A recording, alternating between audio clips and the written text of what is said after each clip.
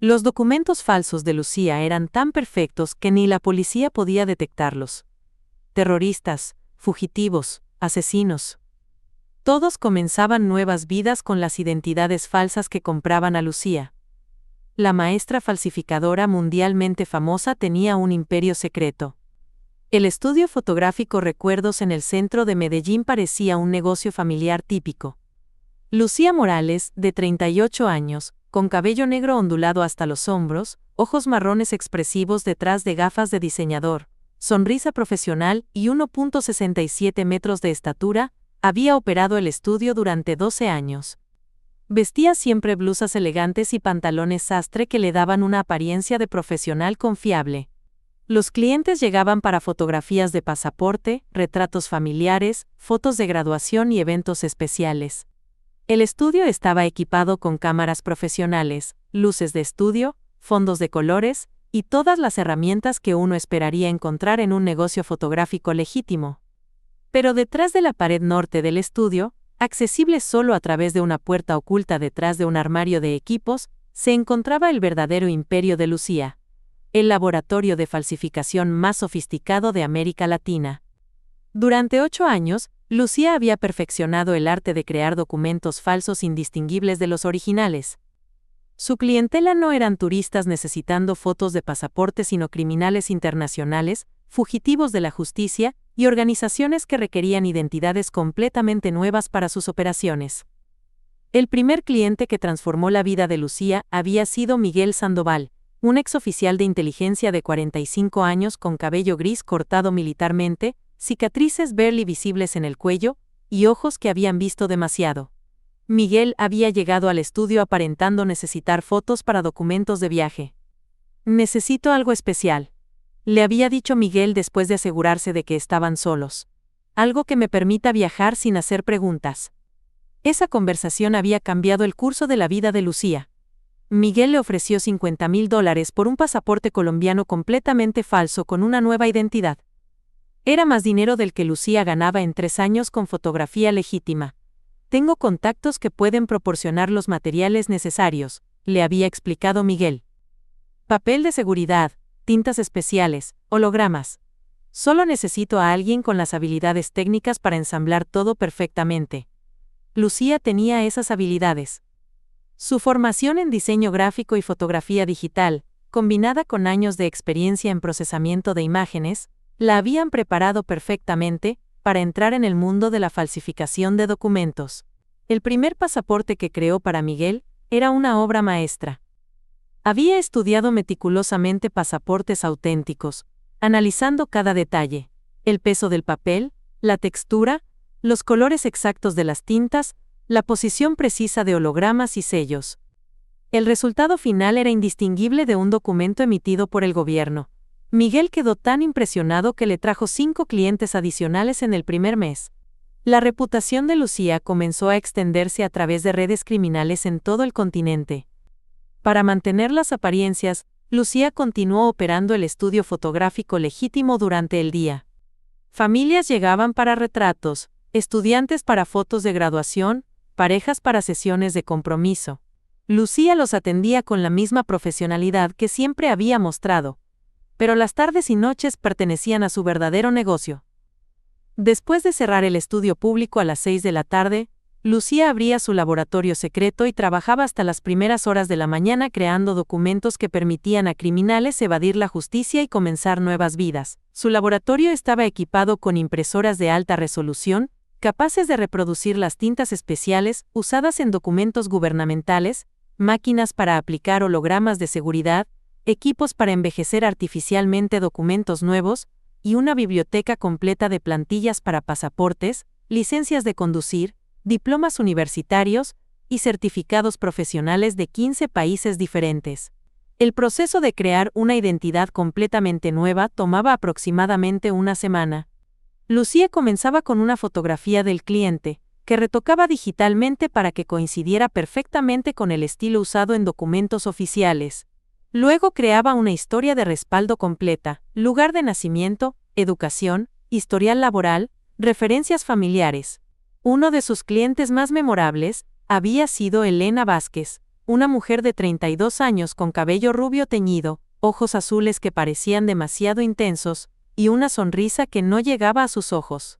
Elena había llegado al estudio con $75,000 en efectivo, y una historia que Lucía prefirió no escuchar completamente. «Necesito desaparecer completamente», le había dicho Elena. «Nueva nacionalidad, nueva historia, nuevos documentos educativos».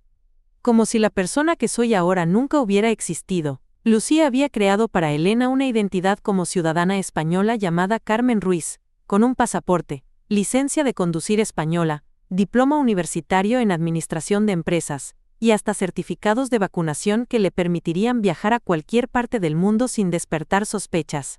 El caso de Elena había establecido el estándar para los paquetes completos que Lucía comenzó a ofrecer. Identidades totalmente nuevas por $100,000, incluyendo documentos de respaldo histórico que harían que la nueva identidad fuera virtualmente imposible de cuestionar. Su clientela se expandió para incluir traficantes de drogas que necesitaban identidades limpias para mover dinero internacionalmente, exfuncionarios gubernamentales corruptos huyendo de investigaciones, sicarios que necesitaban desaparecer después de contratos completados, e incluso algunos agentes de inteligencia que trabajaban en operaciones encubiertas. Lucía había desarrollado un sistema de referencia donde cada cliente satisfecho podía recomendar a un máximo de 2 nuevos clientes por año. Esto controlaba el crecimiento de su clientela y reducía el riesgo de exposición, pero también significaba que su reputación se extendía steadily a través de círculos criminales cada vez más amplios. Para el 5º año de operación, Lucía había acumulado más de $8 millones en ganancias. Había invertido este dinero en propiedades legítimas, cuentas bancarias en paraísos fiscales, y equipos cada vez más sofisticados para su laboratorio.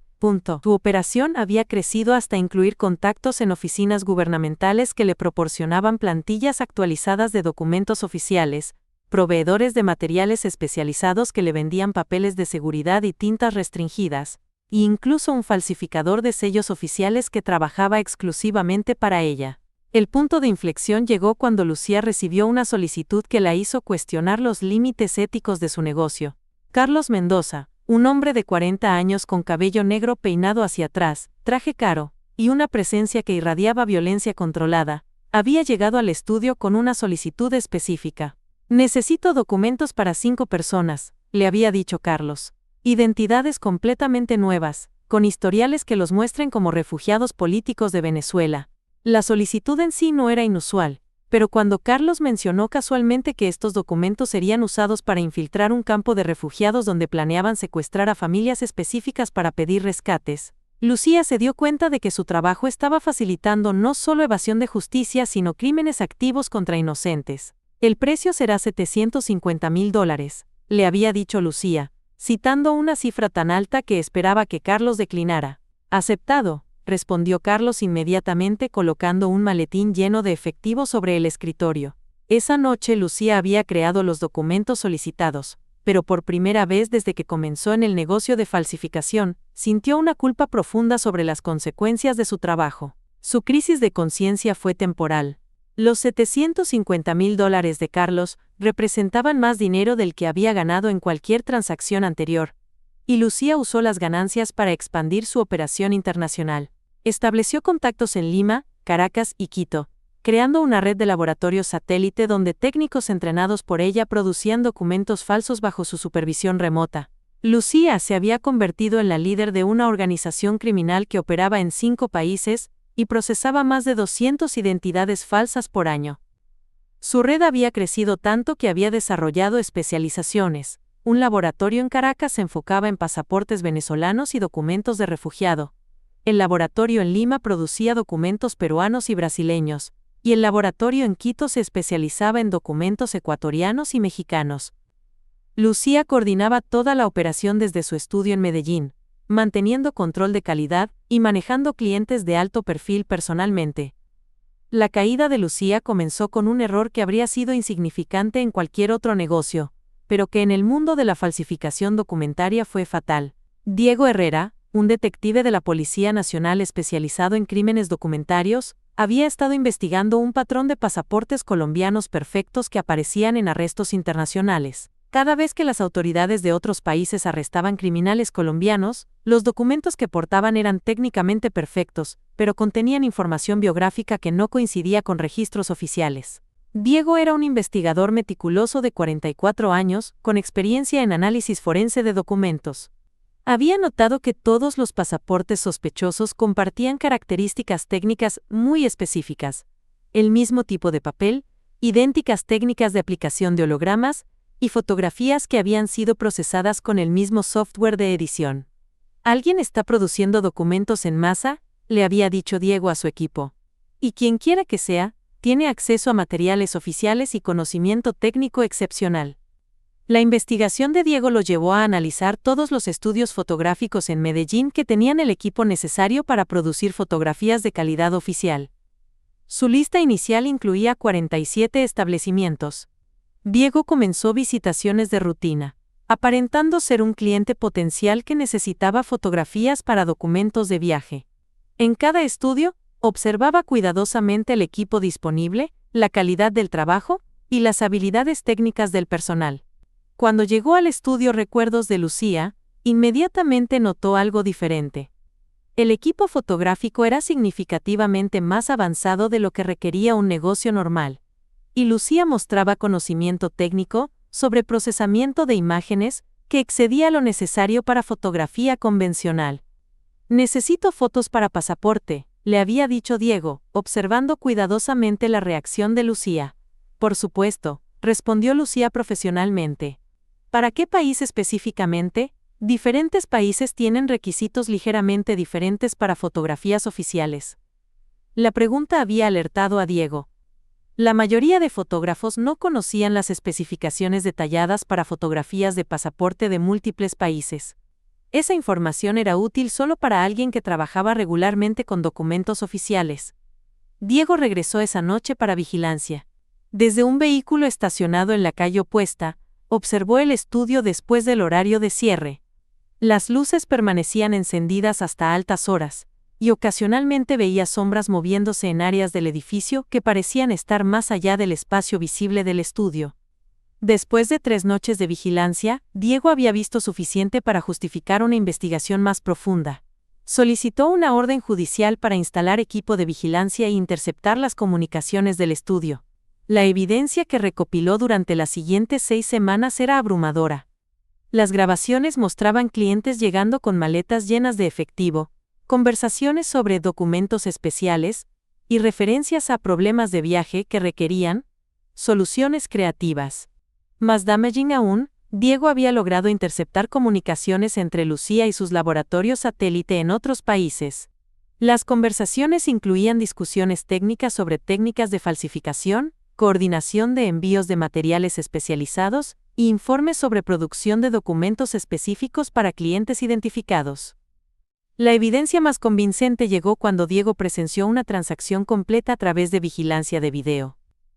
Un hombre que había sido identificado como fugitivo internacional llegó al estudio con $125,000 en efectivo y salió 3 días después con un conjunto completo de documentos que lo identificaban como ciudadano ecuatoriano, con una historia personal completamente diferente. Diego había reunido evidencia suficiente para arrestar no solo a Lucía sino para desmantelar toda su red internacional. El arresto ocurrió un martes por la mañana mientras Lucía atendía a una familia que necesitaba fotografías para álbum familiar. Diego llegó con 12 agentes federales y órdenes de cateo para todo el edificio. Lucía Morales, anunció Diego mientras la familia aterrorizada se alejaba rápidamente, queda arrestada por falsificación de documentos oficiales, facilitación de actividades criminales y operación de empresa criminal. El cateo del laboratorio secreto reveló evidencia que superó las expectativas de Diego. Encontraron más de 500 documentos falsos en diferentes etapas de producción, equipos de falsificación valorados en más de $2 millones y registros detallados de más de 1.200 identidades falsas que Lucía había creado durante 8 años. Durante el interrogatorio, Lucía inicialmente negó conocimiento sobre cualquier actividad ilegal, afirmando que su estudio se limitaba a fotografía convencional. Sin embargo, cuando Diego le mostró grabaciones de video donde ella discutía explícitamente técnicas de falsificación con clientes, su historia se desmoronó. No era mi intención ayudar a criminales, dijo finalmente Lucía. Al principio solo era una forma de ganar dinero extra. Nunca pensé que se convertiría en algo tan grande. Diego había escuchado justificaciones similares de otros criminales, pero la evidencia mostraba que Lucía había operado conscientemente y sistemáticamente durante años, expandiendo deliberadamente su operación y buscando clientes cada vez más peligrosos. La investigación reveló que los documentos falsos creados por Lucía habían facilitado múltiples crímenes graves: secuestros, tráfico de drogas, lavado de dinero, y al menos 3 asesinatos cometidos por personas usando identidades falsas que ella había proporcionado. El juicio de Lucía atrajo atención internacional debido a la sofisticación de su operación y el alcance de su red criminal. Testigos de 5 países testificaron sobre cómo los documentos de Lucía habían sido usados en crímenes en sus jurisdicciones. La evidencia presentada incluía ejemplos de sus documentos falsos que eran tan perfectos que habían engañado a funcionarios de inmigración en aeropuertos internacionales, oficinas consulares y hasta investigadores policiales durante arrestos routine. Lucía fue encontrada culpable de 47 cargos relacionados con falsificación de documentos y facilitación de actividades criminales. Fue sentenciada a 25 años de prisión federal y al pago de $15 millones en restitución. Sus laboratorios satélite fueron desmantelados en operaciones coordinadas internacionalmente. Más de 30 personas fueron arrestadas en 5 países como parte de su red criminal. El estudio fotográfico Recuerdos fue cerrado permanentemente. El edificio ahora alberga una oficina gubernamental que procesa aplicaciones legítimas para documentos de identidad.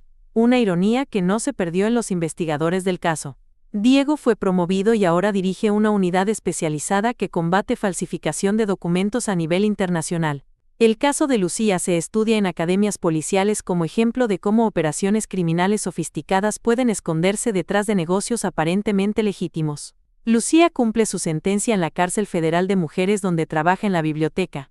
Se niega a revelar información sobre clientes que nunca fueron identificados, muchos de los cuales probablemente siguen usando las identidades falsas que ella creó. Los investigadores estiman que al menos 400 criminales siguen usando documentos falsos creados por Lucía para evadir la justicia en diferentes países. Algunos de estos documentos son tan perfectos que pueden continuar siendo efectivos durante décadas. El caso estableció precedentes importantes para la cooperación internacional en combate de falsificación de documentos y llevó a mejoras significativas en las medidas de seguridad usadas en documentos oficiales en toda América Latina. El impacto del caso de Lucía se extendió mucho más allá de su arresto. Las autoridades descubrieron que algunos de los documentos más perfectos que había creado seguían siendo utilizados por criminales años después de su captura. Un pasaporte venezolano falso creado por Lucía fue interceptado en el aeropuerto de Madrid 3 años después de su arresto, todavía siendo utilizado por un traficante de armas internacional. La investigación posterior reveló casos específicos que demostraron el verdadero alcance del daño causado por la operación de Lucía. Miguel Torres, un sicario responsable de al menos 15 asesinatos, había usado una identidad creada por Lucía para esconderse en Brasil durante 4 años antes de ser finalmente capturado. Durante ese tiempo, Torres había cometido 3 asesinatos adicionales, usando su identidad falsa. Otra víctima indirecta del trabajo de Lucía fue la familia Rodríguez en Caracas. Un hombre usando documentos falsos creados por Lucía se había hecho pasar por un primo perdido hace mucho tiempo, ganando la confianza de la familia durante meses, antes de robar sus ahorros de toda la vida y desaparecer. La familia nunca recuperó su dinero, y la experiencia destruyó su confianza en las instituciones oficiales. Los investigadores también descubrieron que Lucía había inadvertidamente facilitado ataques terroristas.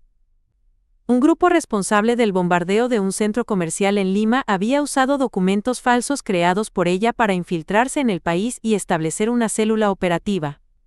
El ataque resultó en 23 muertos y más de 100 heridos. Estos casos revelaron que los crímenes de Lucía no eran victims como ella había afirmado durante su defensa.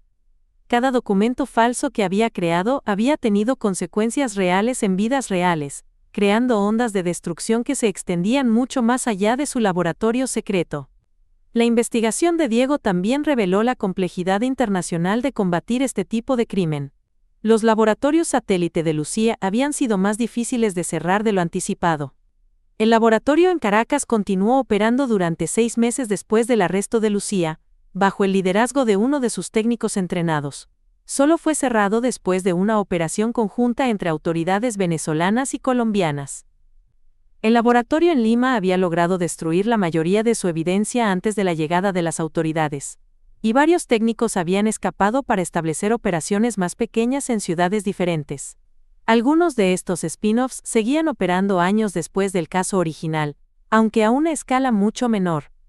La experiencia enseñó a los investigadores que desmantelar redes de falsificación requería no solo arrestar a los líderes, sino también interrumpir las cadenas de suministro de materiales especializados y cerrar los canales de distribución que conectaban a los falsificadores con sus clientes criminales. Diego desarrolló nuevos protocolos de investigación basados en el caso de Lucía que se convirtieron en estándar para agencias policiales en toda América Latina. Estos protocolos incluían técnicas para identificar materiales de falsificación, métodos para rastrear redes de distribución internacional y estrategias para la cooperación entre diferentes jurisdicciones. El caso también llevó a cambios significativos en cómo los gobiernos protegían la integridad de sus documentos oficiales. Se implementaron nuevas medidas de seguridad en pasaportes y licencias de conducir, incluyendo chips RFID, nuevos tipos de hologramas, y bases de datos biométricas más sofisticadas. Los estudios fotográficos en toda la región fueron sometidos a inspecciones más regulares, y se establecieron nuevos requisitos de licencia para operar equipos capaces de producir fotografías de calidad oficial. Estas medidas crearon inconvenientes para negocios legítimos, pero fueron consideradas necesarias para prevenir que otros siguieran el modelo de Lucía. La historia personal de Lucía también fue objeto de análisis extenso durante y después del juicio. Los psicólogos forenses que la evaluaron encontraron que no mostraba signos de sociopatía o desórdenes de personalidad obvios. En cambio, parecía ser una mujer inteligente que había hecho una serie de decisiones moralmente comprometidas que gradualmente la llevaron más profundo hacia el mundo criminal. El caso de Lucía es perturbador, porque muestra cómo alguien aparentemente normal puede convertirse en facilitadora de crímenes graves, explicó la doctora Carmen Vázquez, psicóloga forense que trabajó en el caso. No comenzó queriendo ayudar a terroristas o asesinos. Comenzó queriendo ganar dinero extra, pero cada decisión la llevó más profundo hacia la criminalidad.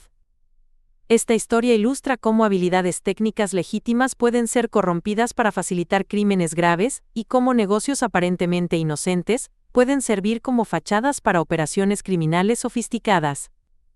También demuestra la importancia de la investigación policial meticulosa y la cooperación internacional en combate del crimen organizado moderno.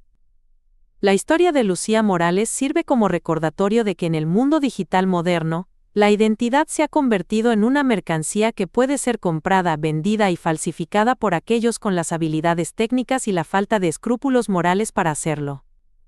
El caso cambió permanentemente cómo las autoridades abordan los crímenes de falsificación documental y estableció nuevos estándares para la seguridad de documentos oficiales en toda la región.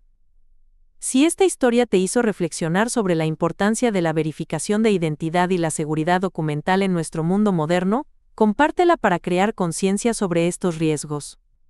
Deja un comentario sobre qué medidas crees que son necesarias para proteger mejor la integridad de nuestros sistemas de identificación, y dale like si piensas que estos casos deben ser más conocidos para prevenir futuras vulnerabilidades. Suscríbete para más historias reales que revelan las amenazas ocultas en nuestra sociedad digital y cómo podemos protegernos mejor.